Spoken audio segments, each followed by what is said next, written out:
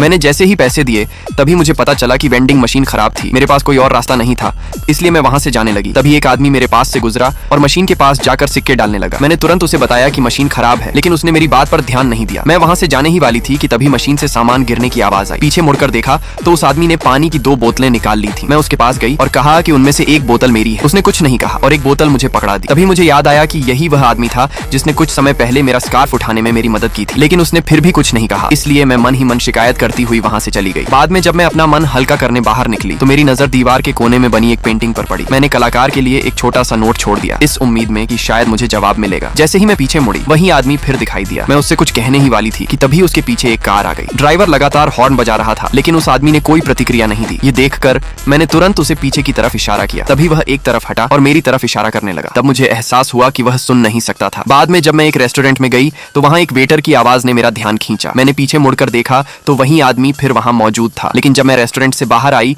तो देखा कि बहुत सारे लोग एक जगह जमा थे। पास जाकर पता चला कि नीचे आग लग गई थी। मैं भी बाकी लोगों के साथ तुरंत बाहर भागी, लेकिन तभी मुझे उस आदमी का ख्याल आया जो सुन नहीं सकता था। मैं तुरंत वापस गई, उसे पकड़ा और वहां से बाहर खींचने लगी। धुआं इतना ज्यादा था कि कुछ दिखाई नहीं दे रहा था, इसलिए मैंने अपना इकलौता स्कार्फ उसे दे दिया और हम दोनों साथ में नीचे से बाहर निकलने लगे। जब मुझे होश आया तो मैंने खुद को अस्पताल में पाया।